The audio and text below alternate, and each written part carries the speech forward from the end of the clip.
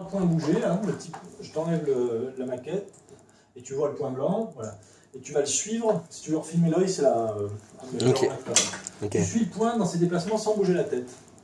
Normalement, voilà, un coup à droite, un coup à gauche. Vous voyez son œil? Bon, ça c'est normal, hein. C'est normal. On appelle ça calibrer parce que j'ai besoin, moi, que la calibration de l'appareil, voilà, là c'est juste, le déplacement de l'œil est conforme, il est le même que celui du point. Okay. Donc on passe, regarde un peu dans le lointain, Clément, dans le lointain, voilà, donc pensez que le fauteuil va tourner sur la gauche, d'accord, dans le sens anti-horaire, hein. Donc vous allez voir comment fonctionne son œil. Paf, secousse rapide à gauche et retour lent. D'accord?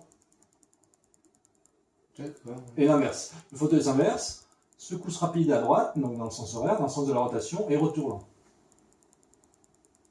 Ok? Ça, c'est vraiment le mouvement de base, hein. Alors, si je lui demande maintenant de fixer un point, essaie de fixer un point. Voilà, maintenant, là, tu fixes mon doigt. On va voir qu'au début, ça bloque le nystagmus un petit peu. Puis au bout d'un moment, bon, voilà, il est quand même obligé de relâcher parce que là, il ne peut pas faire le tour de l'orbite. Il y a un vélocimètre, là, en fait, qui calcule l'accélération et la décélération du fauteuil. Et puis, il y a en même temps une analyse de la vitesse de l'œil. Hein, vous voyez? Et du coup, vous allez voir. Voilà, donc il y a une convention, hein, dans ces écritures, ça fait un graphique en montagne russe, il y a une pente faible et une pente forte, d'accord? Et le sens du nystagmus, le sens rapide, c'est la pente forte. Donc effectivement, il s'inverse au moment où la vitesse du fauteuil, où le sens du fauteuil change. Okay, donc, en gros, ce qu'on note, c'est que l'œil de Clément... Vous voyez, on va le faire analyser. Ça nous prouve que le capteur visio... vestibulaire, chez Clément, marche très bien, ce qui nous rassure. Autrement dit, qu'il y a une parfaite analyse du mouvement par son système visuel et son système vestibulaire, et qu'il adapte en permanence, et comme il faut, la réponse de l'œil. Donc parfaite analyse du mouvement. Ouais.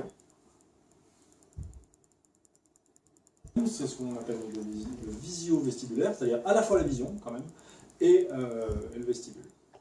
Les gars, ça correspond à dans la partie SVT ou pas? Ouais, parce que c'est ce qu'on a mis. Donc ça, on pourra l'intégrer dedans, vous pensez? Bien sûr, parce que après, cette expérience, finalement, ce n'est que la moitié de la suivante. Alors la suivante, donc je masque, regardez, je prends cette œillère là, et je vais masquer son œil. L'autre, il y en a déjà un masqué, hein, puisqu'il a la caméra posée dessus.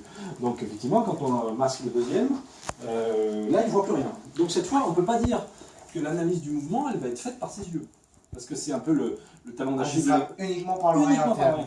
Ok. Donc pour nous, c'est très intéressant parce que vous avez des gens qui ont un bon premier examen là, et qui ont un deuxième examen catastrophique. Et donc par déduction, on en déduit que si le premier examen était bon, c'était grâce aux yeux. Oui, du coup, d'accord. Du coup, monsieur, ça c'est, on est toujours dans le visio-vestibulaire oculaire, Non, là on passe au vestibule oculaire. on passe dans le vision. Ok, moi, puisque je le rends aveugle, il n'y a plus de visio là.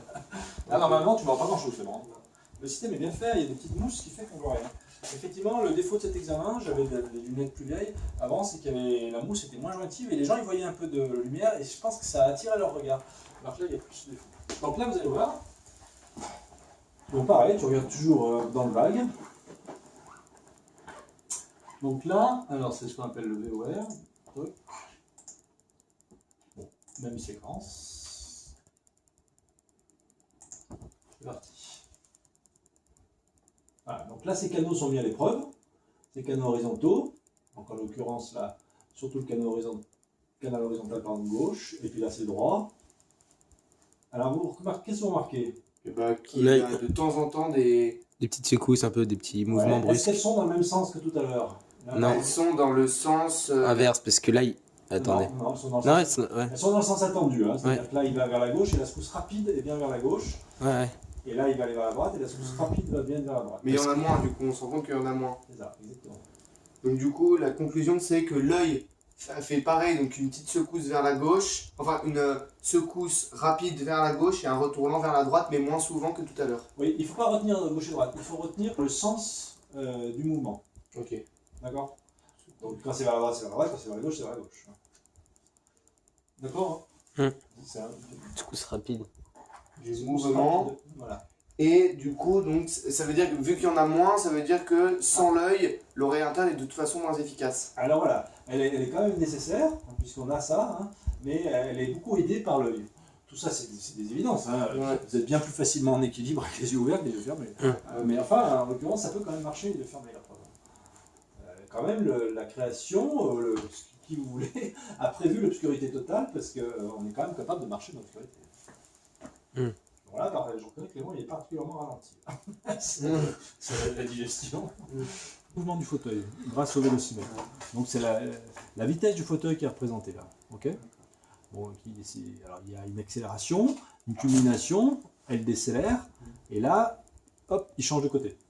Et c'est le moment, ça c'est la courbe du nystagmus, c'est-à-dire c'est la courbe de l'œil. Donc c'est ce que je vous disais, pente rapide, c'est le sens du nystagmus. Là par exemple, il va vers la gauche, bon, ça c'est une convention, enfin bref. Ce qu'il faut retenir, c'est qu'à ce moment-là, on voit bien que le nystagmus, il s'inverse là. Ouais. Au moment où la vitesse du fauteuil s'annule, le fauteuil réaccélère dans le sens, et vous voyez que c'est très très sensible, hein.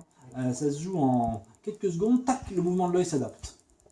Et là pareil, ça s'annule, tac, le nystagmus se change de côté, là pareil, etc. Donc ça suit exactement... Et ça c'est le sens, dans le même sens, et quand ça retourne vers le bas, ça veut dire que c'est voilà, le retour lent, enfin voilà, ça c'est le retour lent, et ça c'est la secousse rapide. C'est ça, c'est une convention hein, qui fait que, voilà, donc ça c'est par exemple quand vous voyez, on prend chacune des pics, quand la pente forte est la première, c'est le nystagmus droit, et quand la pente forte est la deuxième, c'est le nystagmus gauche. Voilà. Ça peu importe, hein, c'est vraiment très spécialisé, ce qu'il faut retenir... Donc 0,37, c'est-à-dire que le gain, il va analyser exactement le rapport de la vitesse de l'œil sur la vitesse du fauteuil. Donc on voit qu'il y a une perte importante, hein, puisque si vous prenez une vitesse de 1 pour le fauteuil, toi ton œil il a bougé qu'à 37. Alors que si on remonte à l'examen d'avant, au VVOR, le gain il est de 0,90, beaucoup plus important, c'est-à-dire que c'est beaucoup plus fin.